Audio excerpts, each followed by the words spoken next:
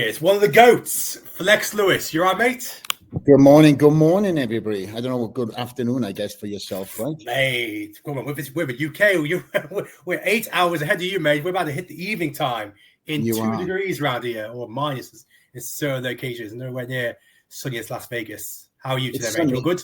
It's sunny, but it's cold. But I have not lost my Welsh bones, that's for sure, not along with my Welsh accent, but it's great to be here for a great cause, and thank you for bringing me on here to hopefully share some wisdom for those who are here. I appreciate it. Thank you so much for being part of it, guys. Just one last thing as well. We're doing a giveaway throughout every episode. So all you gotta do is take a picture of this, post on your Instagram story, tag BTS TV, Flex Lewis, and Explosive Ape, and then we'll be giving one winner a free Explosive Ape hamper at the end of this episode. I'll put the details in the comments shortly.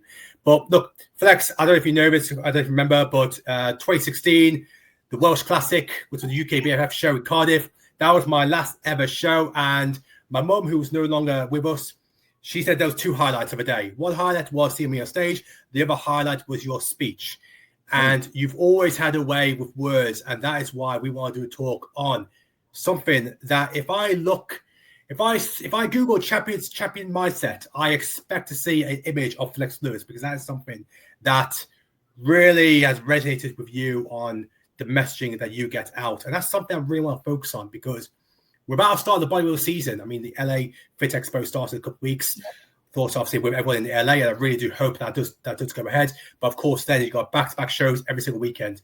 People will be competing for the first time. Some people are getting back on stage, but a lot of people choose to compete because they want to win.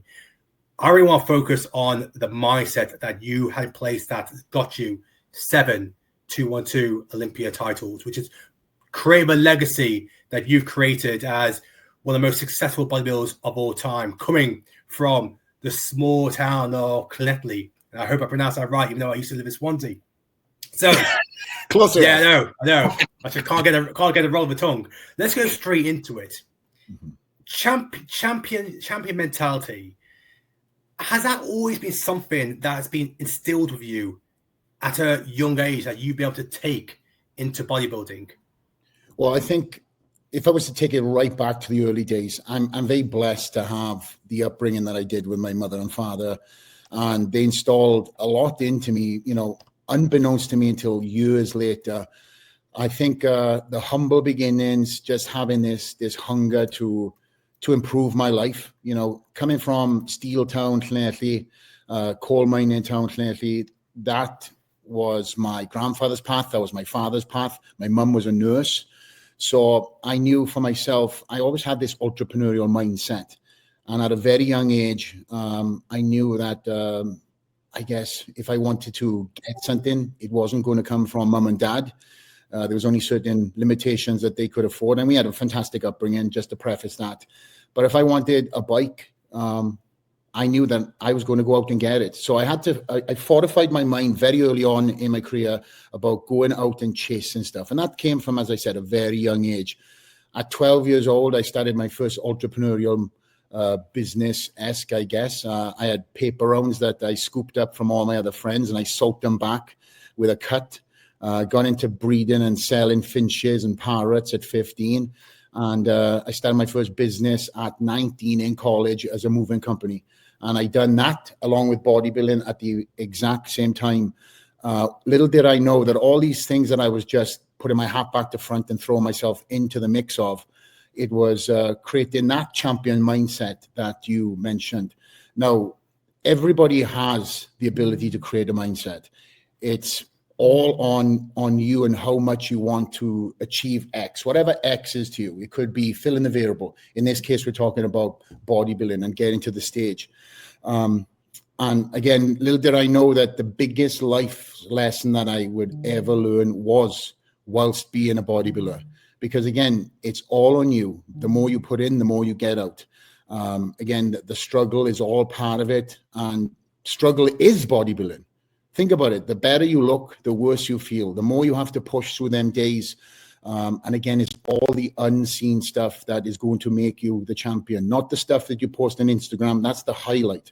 It's all the unseen stuff. All the 22 hours you're not in the gym is going to create you as the champion, create the mindset, and embrace the struggle too. So thankfully for me, growing up in struggle and then going into probably the hardest thing I've ever done in my life, having played high-level rugby, run for my country, boxed, gymnastics, all the other above, bodybuilding was the hardest thing that I ever done, and truly the most, again, frustrating, I think the frustrating sport I've ever done too, because again, it's just engulfed in struggle. Even when you win the title, you're still not feeling like any other sport I competed in, because again, you compete to peak. In bodybuilding, yes, you're peaking, but you're at zero body fat. So again, all that extra energy that you're having in other sports that are aiming to get you to that week, that fight week, to the mentality of competing in whatever different sport. Bodybuilding is the complete opposite. And I always say the analogy of looking like He-Man up there, but feeling like Barbie. I think something that is really, when you think of bodybuilding and you think of competitors and champions, something that's very important, something that everyone relates to and they will go through, is the environment, the people they have surrounded, the circle, the bubble they create. Because you want to try and have as many controllable factors as possible. How did you go by creating an environment around you that will stop you from getting complacent when you won title number 1, title number 2? Talk to me about the environment. I think that's something that a lot of people can resonate with when they are trying to create the right environment to be successful. Okay, so it's a question I'll try to unpack. So in regards to myself, when I won that first title, it was just like, wow, I done it.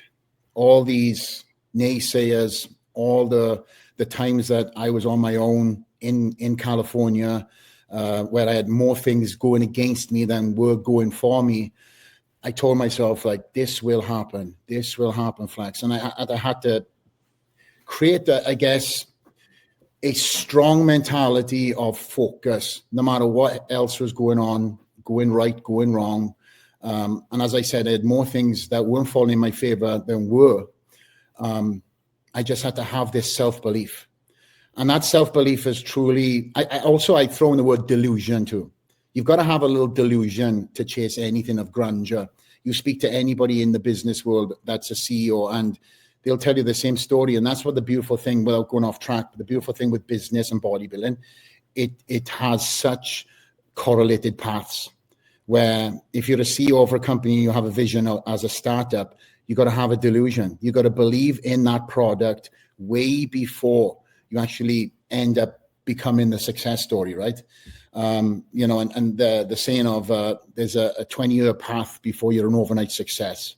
And in bodybuilding, I put that, that amateur record together where I'd won everything as an amateur in the UK and above. To then come to the United States, and first question I was asked, did you win the USA? Did you win the Nationals? And the question was no. I had to start all over again, get in front of a set of new judges and truly be able to present the package that they wanted to see and then act as such off stage. So for me to get to that title and win the first, it was just like, that self-belief paid off. But then you get the naysayers. And the naysayers on the second were, well, you only won because there was few athletes, key athletes weren't there on the first. And that at that time was Kevin English and David Henry, who had both won the 202 title. They decided to skip up the first year. So again, that second year was in case my first Mr. Olympia, which I was able to win and defend and bring a great package to defeat the previous 202 champions. And I think it was solidifying the fact that not only did I win, but I beat the guys who weren't there, but also reassured the world, including myself, that the first wasn't a fluke. And then I realized what I had to do for every one of these titles was recreate my why. Why do I want to do this? Why am I chasing this title? And it goes back to that fortified mindset we talked about, that champion's mindset of digging deep inside yourself. Because again, at 3, 4, I started hitting that weight cap. So I had to reconstruct that why for me. And from 4 to 7, I was struggling to make the weight. but I had to recreate my way. So every one of them titles, 1 to 7, had that vision, that version of that chase. So 1 was winning, 2 was defending, 3 I think was the 50th year anniversary. The 4th was we found my wife was pregnant, so I found a 5th gear I never knew I had. And then I had this vision for number 5 of bringing my daughter up on stage. That's like the cliche, sorry, not the cliche, the vision. My vision was seeing a photo of me holding my child up like Sergio Oliva. I just remember seeing that as a kid, and I thought, wow, if I was able to be in that situation in the future, that's what I wanted to do. So that's what I was able to achieve on that. And then 6 was going to be my last one. And unfortunately, Dallas passed away a couple of weeks before that. And it took a long time for me to get that mojo back. I had to do a lot of soul searching. And thankfully for me and for all the viewers that are watching, it was you guys, the fans, that got me back up for 7. I remember exactly where I was, not to go off the point, but I was in FIBO, and I just remember everybody just excited to see me back up there going for number 7. And right there and then I said, I'm all in. I found my way for number 7. And that was for the fans that have supported me way before I even had a title, to the ones that have been there for the whole ride, along with the new fans that I met on that ride. So I done it for my fans and for the legacy. And number 7, I think, was my best look, because I had that purpose, I had that vision, and I had that champion mindset to dig deep and truly burn off muscle that didn't want to come off. So I managed to make the weight cap, and I can say that I was able to do it on my terms.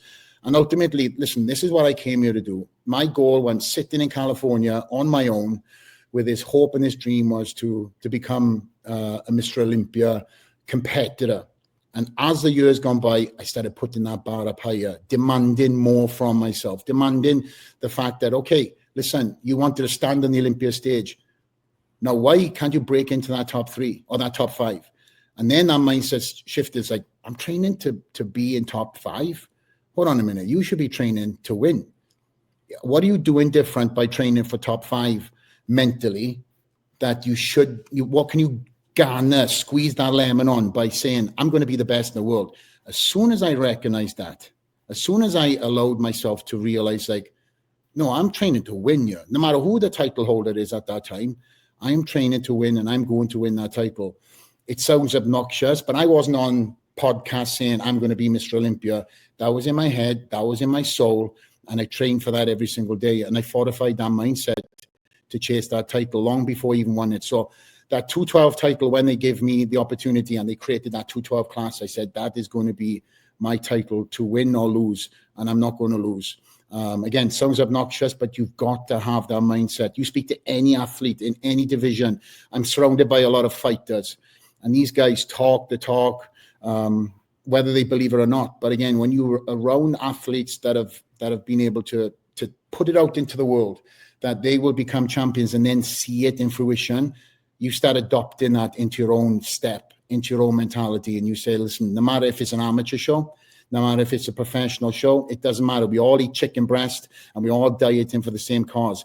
But then it's up to you to do the unseen work. Make that plan to fail, the saying is, right? So I think I've gone off the point of talking the question. No, it's really perfectly. I just want to touch on something about overcoming setbacks. Now, I remember there was a YouTube series. I think it may be, but it was 202, where you may have come second. And at the end of the video, you were off the head in your hands. Neil Hill was there. And I think he said something around, we don't lose, we just come back better.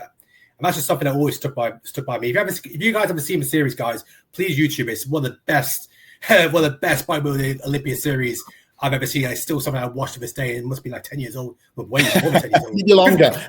Yeah, 15 years old, whatever it is. But that, I want to touch back to that, because people are they're gonna experience setbacks. They're gonna experience setbacks where they felt they just point all the way, they can't do anything more, and they just don't make it. Mm-hmm. I really want to understand your mentality in overcoming setbacks, something that other people can use when they experience something like that. Absolutely, and thank you for asking that question. I think this can pertain to anybody who's had an injury or is going through something right now, or is on the other side of an injury and thinking, man, is this injury going to put me back? Well, if you have that mentality, yes, absolutely. And if I take myself back to the 15-year-old Flex Lewis, I jumped on a scrambler that I created and made for myself during the summer holidays. And I took it out with my friends. And at the last jump, always the last jump, I ended up falling off my bike, actually hitting a big pile of bricks. Bike went up in the air. Bike landed on top of me. And not only did I break my elbow, but I dislocated it as well. And I was rushed to ER, and I was half a centimeter away from having my arm amputated. So having that being told to me by the doctors, my mother had to sign paperwork saying, hey, your son might lose his arm. I came out of that with so much abundance of gratitude that the doctor saved my arm. And I said to myself right there and then at 15, I can, even though that's a long time ago, I still remember being in the hospital bed, looking down at my arm when I started gaining consciousness, from all the anesthesia, and saying, it's still there. And I'm not going to take the piss. I am not going to allow this now to be a crutch. I'm going to get back up there. And little did I know that me starting off when I got my cast cut off with a tin of beans, which turned into a bag of sugar, would then turn into a career for me in bodybuilding. If I was said to myself at 15 that I'd go on to be an undefeated champion, having been told I nearly lost my arm, again, that was a lesson that I learned very early on. So all these setbacks and hurdles that I've gone throughout the years, nothing can compare to the fact and that emotional feeling of thinking this Jack the Lad kid who was running for his country, playing for his country in rugby, would be faced with losing his arm. And then just having that ability then to look at the world with a different lens. So I just chased stuff. As soon as I found the gym as my second home, I started putting everything into the gym. As soon as I realized that I had an opportunity to become a good bodybuilder, thanks to people like Neil Hill, who is still my coach to this day, 20 years later, meeting people around, meeting early people, I think is put in my way for a reason to be around me and to reassure me at times. Again, I've got a very, very small group of people that have been around me for a number of years, 2 decades in Neil's case, that have stood by me and realized my potential and put a fire under my ass when I needed to. So injuries throughout the years, I've torn my shoulders, I've torn my knees, but these are things I've never spoken about. I've just got on with it. I found ways around these injuries to train. In fact, tomorrow, as you guys know, I'm heading to Colombia to get stem cells. And this is now, these are the repercussions that I'm dealing with post being the champion. I never used it as an excuse when I was a champion. I pushed my body into positions that, again, it was the focus and the drive and that determination of being the champion. And I was come hell or high water, I was going to achieve that. So my thing is this: resilience in the face of adversity, right? There's every excuse that you can use to say that you can't do it. But again, that's an excuse that when years later, you're going to sit back on and think to yourself, that really wasn't something I should have just, give up on. And a lot of people, again, athletes retired now, you hear the gripes of these guys and girls that wish that they found alternative routes to stay in the game. As a champion, I found every angle to keep myself in the game. And thankfully, through my athletic background of being in rugby and track and field, I always thought of myself as an athlete.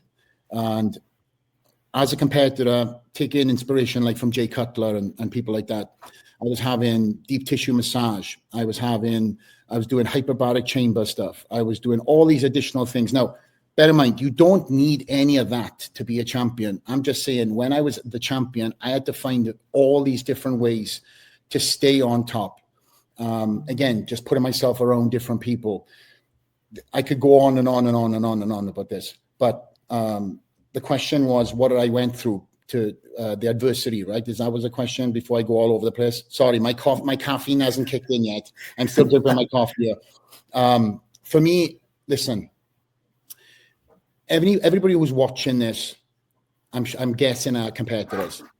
So I always do this visual map in my head. And even if you guys have got a pen and paper and you're watching this, if you're on a piece of paper, at the very bottom of this, write down what is that ultimate goal? What is that dream? Delusional to somebody else, maybe so. But to you, that is your dream. Put that at the bottom of the page. At the top of the page, put where you are currently right now. And then create a roadmap of how you are going to achieve your goal, your dream of getting to that end cap at the bottom. And I've done this through everything I've done, whether it's visual or a physical blueprint plan of mapping out my goal of getting there. And I think if you've got something in front of you and you can do all these different tricks, I've done things like putting little sticky papers on my mirror with affirmations, with quotes, or my dreams. And I can tell you right now, on heart of heart, I've been able to achieve every single one of them sticky notes that I put down 10 years ago, 15 years ago. But then as soon as one of them is done, I've replaced them with something else loftier. If you are brushing your teeth in the morning and you see them sticky notes, it keeps you focused on that goal. It keeps you, again, accountable to yourself. And the biggest accountability to anything in life is going to be what you put in every single day to your daily step. So again, you can make every excuse as to why you're not going to achieve that dream, that goal. But what are you doing today that's going to affect tomorrow, that is going to affect next week, next month, and it all compounds. Yes, you're going to have your shit days. You're going to have days where things get thrown at you. I mean, I've got 2 kids. Last night I was in ER. That's why I look absolutely shattered, because my daughter fractured her foot. But again, it didn't stop me from being steadfast on what I've got to do today and jumping on here with you guys, right? Just as an example. So making that plan, I said it earlier, make a plan or plan to fail. If you've got an aimless goal, then next year you're still going to be just as aimless as you were in 2024.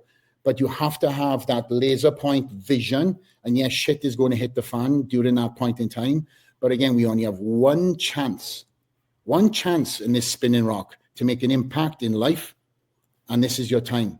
And you have to make sure that you are still steadfast on it no matter what happens. And that's what I was able to do. When I came to this country, I knew one person. My goal was to become the best bodybuilder in the world. Little did I know I ended up becoming that as such. But the delusional goals that you can chase can be obtainable if you have a very realistic goal day by day. I love that. Guys, drop me some questions down in the comments, because we're going to go to some of the questions here. Let's bring up the first one. This is from Vlad. And Vlad is asking, what was going through your mind when you had that back injury and you had to roll off the bed to do morning cardio? Did you think you'll be back? And did you think it'd be a setback and not win? I never not once thought I was not going to win. That would be a defeatist attitude. And you've got to have this mindset. I keep on saying the same things. You're going to lose it. You're going to hear the same things all the time, because it's, honestly, until you start speaking it from your own mouth, then again, this will not come into fruition. But I remember tweaking my back in the gym. It was actually, I was filming a training session going into the Mr. Olympia. The next morning I woke up, I got photos that me and my wife actually found not so long ago. A complete line down my back on, I think it was my left side. My left side was completely washed out. It looked like an off-season version of Flex. And then on the right side, from the hips down, shredded weight, glutes, hamstrings popping out. And thankfully for me, going back to some of the things I said earlier, I have a fantastic chiropractor that was part of the Miami Dolphins team. I went and seen him straight away, and he said, Flex, this is going to take 10 days, but you've got to come here twice a day, if not 3 times a day. So I remember waking up in the morning and rolling onto my belly. And yes, listen, I'm 5'6" on a good day. So my bed was pretty high, and I would be on my belly and I'd roll off until my feet hit the ground. I'd try to stand up, and my wife had to put my boxer shorts on. My wife had to put my socks on. She had to put my pants on, my jogging bottoms, trousers, whoever we're talking international here. As soon as I put that belt on, and as soon as I got out that door, I started feeling good again. I got that mindset back. I done my cardio. And every time I got back into the house after a crazy cardio session, I would sit on the breakfast table. My wife say, "How are you feeling?" I was like, "I think I'm okay." As soon as I got up, I hit the ground. So I had to battle the weak mindset of creeping in, thinking, "Whoa, we're 2 weeks out from the Mr. Olympia year. I don't know if I'm going to make it." No, this will happen. Stick to the plan. So I turned up every single day, twice a day, sometimes 3 times a day at my chiropractor. We worked on various different things to alleviate this pinched nerve that I had in my back. And literally on that 10th day, the pain went and the conditioning started coming. In fact, that very day, I was flying to Las Vegas.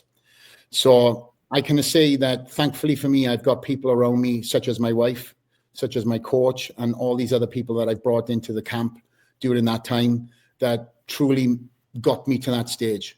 I put the work in physically, in the gym, in cardio, but again, what was taken out of my hands was this injury. So I had to really lean on my team to give me that faith, that good news. Again, it's all hypothetical, right? But I had to believe in it. I had to believe that this was going to work, and I had to believe that I will be on that stage and I'll just have another story to tell, just like every other show I've ever done.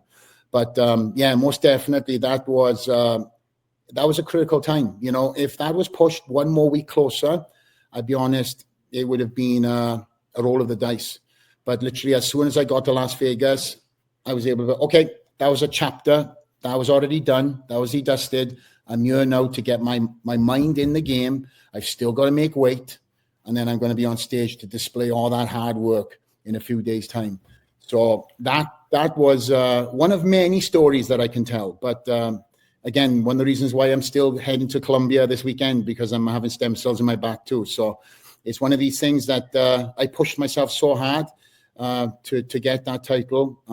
Again, I don't know if that answers your question, but yeah, but it does. It just shows. But I never missed a cardio session. Sorry. I was about to say, it just shows the power of the two things you just mentioned: self-belief, which you have in abundance, and of course, visualization that you are going to be there, you are going to make it. Kaylin just asked a question: are there any motivational podcasts that you can recommend? I mean, I would say, have you not listened to Flex Lewis's one? I mean, House of Dragon Slayer. There you go. There's your one. Go for it. Do you know what the God's honest truth is?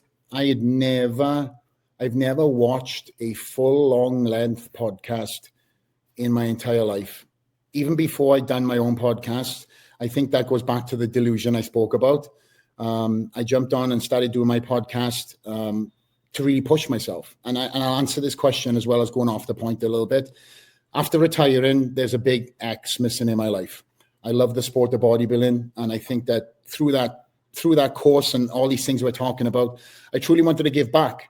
And I want to also bring guests on that have inspired me, not just in the bodybuilding field, but also in many different parts, many different genres of life, from different sports, UFC, to musicians, friends that I've known for 15 plus years. Jelly Roll now is obviously massive in the US. I don't know how big he is in the UK, but he's a guy that I met in Tennessee that was just like me, on a chase to become good at what he was, pouring into. And now that he's a super success story, I remember him way back when we were both in Tennessee with hopes and dreams. And getting athletes and people like Jelly Roll on the podcast, as well as different business people, I wanted to give back to the bodybuilding community so they can take these mental nuggets and put them into their own walks in life, into the day-to-day step, and realize, like, wow, this guy like me has X, a relatable story. So, and also just to go a little bit more off the point, public speaking to me was something that scared the shit out of me. Little did I know that bodybuilding, when you won a show, you got given a mic and you had to speak. Tell us how you done it, doing all these seminars around the world. So I knew after bodybuilding, I wanted to get better at what I was better at speaking, just better at in general, whatever the X was, there was weaknesses. So I said to my wife, having her seen all these different people come into my office at the Dragons, then sit down and chat, catch up. She's like, babe, this is a podcast. There's nothing you're saying that the world can't hear. I said, if God has a plan, I'll see that in whatever form it is.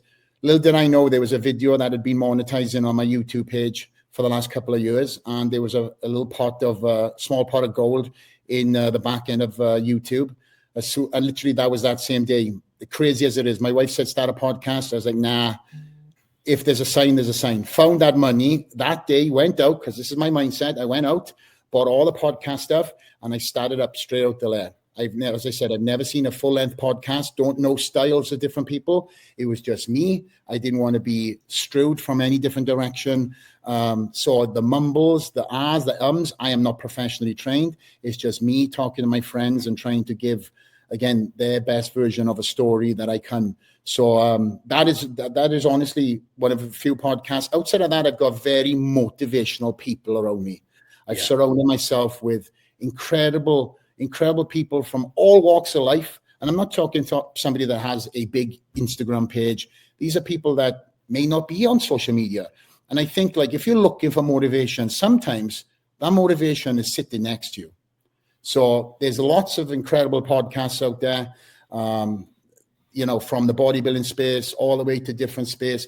It's just something that you guys need to find that truly hits your soul, that you can get something out of that helps you be a better person. If you're watching junk and you're watching TMZ bullshit podcasts and this girl hooked up with that guy, what is that doing to better your life? Nothing. Yeah. You're just garnering somebody else's drama. So sorry to answer your question, but I think you said it straight out the lair, my friend.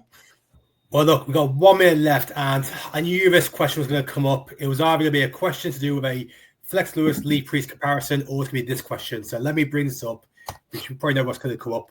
How do you think you would have placed in the current 212 lineup? I knew this was going to come up, so let's bring this up. How do you think you would do in the current 212 lineup? Yeah. To this day, I would have won. There's no question. That's my mindset. And all respects to anybody who has previously won, to who will win in the future, including my dear friend, Keon. He trains in my gym. I see him every single day. But I think that Keon will say the same thing too. If you're a champion, you're a champion for a reason. You've gone through, you're battle tested. There's a lot of things that people will argue with the fact on, and there's going to be these Instagram comparisons. But Instagram comparisons, listen, it's in the flesh. I had every person, every single year I was down to lose against, whether it was Jose, Eduardo, Ascahani, Derek Lunsford, whoever it is, fill in the gaps. It was always somebody that was going to take my title away from me. And every single year I turned up in the best version to contest. And then also, unlike compared to other Mr. Olympia champions, I went on the road. I went on the road to battle against the best athletes that couldn't get visas. So even if I decided to make a comeback, which I won't, the best version of me would be the open class, and getting to see what I looked like going into the show around about 220s and then having to suck 10 pounds off was heartbreaking for the people around me. But again, I didn't see that. My goal was to stand on that stage, see the weight, and then battle the best of the best.